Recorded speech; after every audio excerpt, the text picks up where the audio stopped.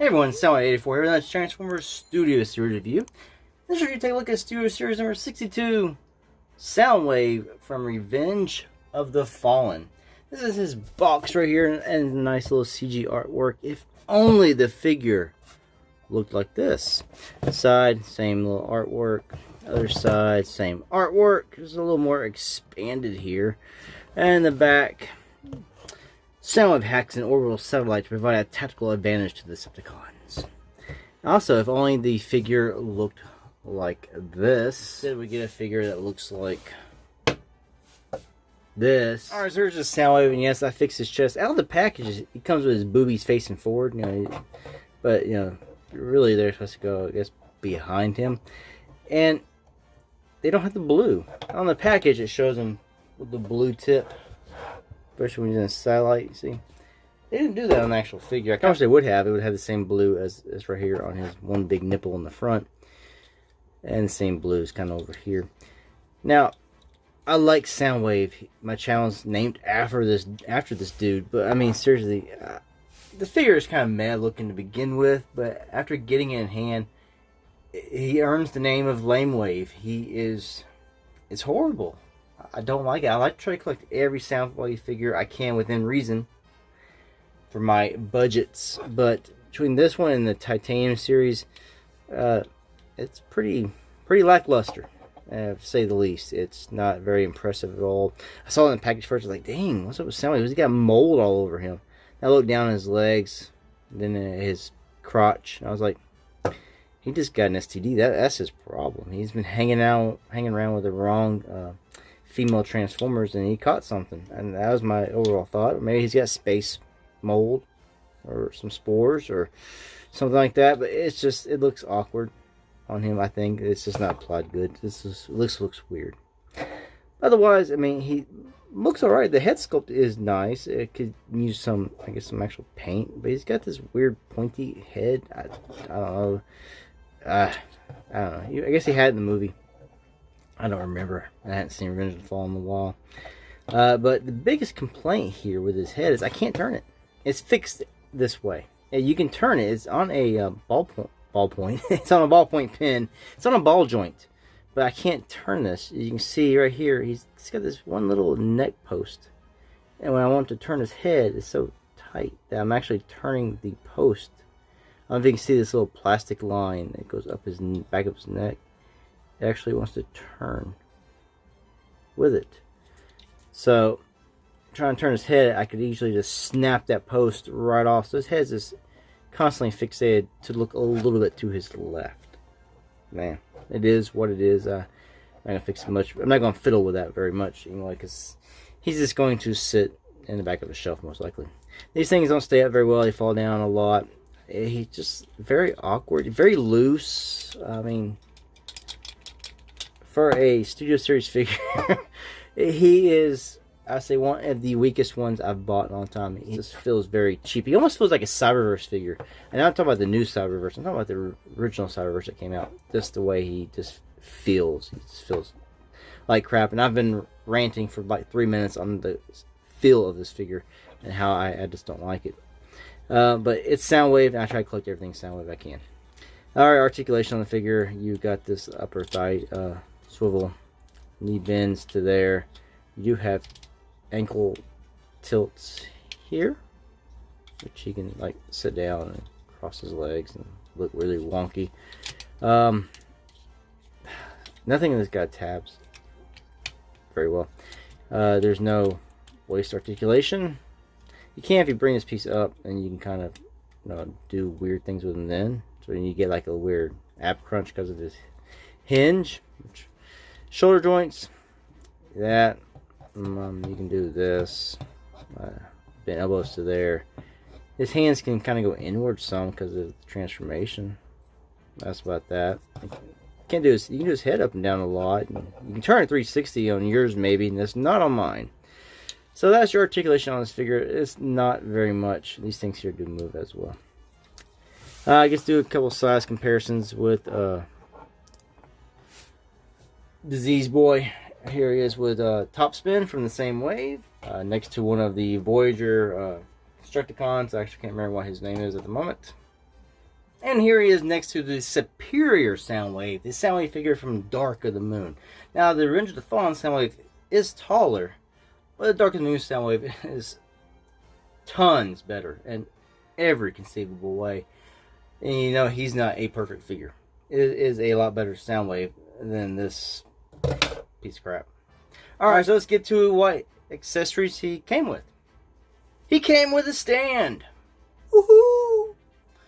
I guess it's cool. People are like, hey, I got a new stand for Transformers. But you gotta remember, this is very light. It does have a hinge here that you can sort of hinge around. You know, that's what you got. He's got a little peg here. And he's got a little hole in his bum that, you know, it will slot into. It works in his satellite mode, but you can use it in this as well. That way you can. There you go. Now he's just chilling there. Just think about how lame he is. Alright, let's get the transforming this bad boy. Alright, so transformation, you first just kind of turn him around and fold him in half. It seems easy, but with the quality of the figure, nothing holds. And it doesn't look the way it looks on the back of the packaging. That's for sure. I'm trying to go for this. I'm not going to get it. So let's just attempt it.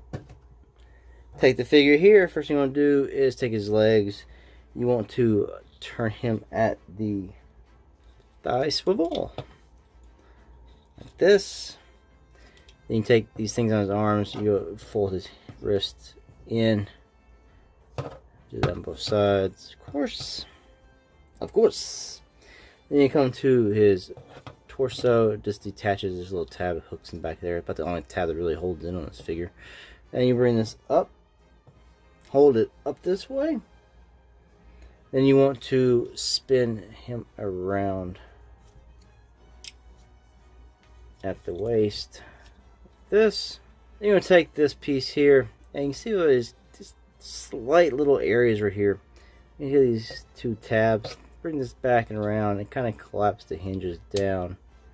I closed his head and I did it. And it's supposed to tap into that. Don't worry. It doesn't tab in very well. So you'll be pulling it off constantly. You see his head went backwards into this little slot. That's pretty much what that's for. Then you want to take his, see, just don't stay there. Take his boobies out. And you want to spin them up to the air. Yeah, that ain't gonna stay tab. Might as well just hold it this way. Like so. And then you'll have those up. Too bad they're not painted the light blue like the rest of him.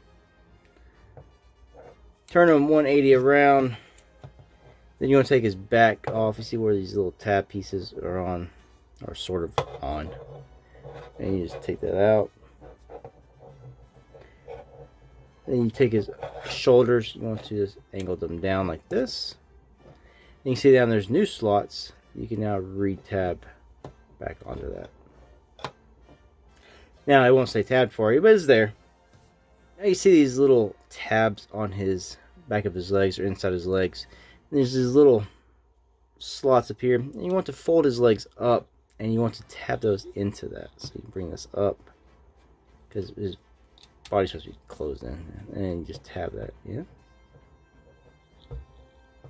Like that. Do your other one.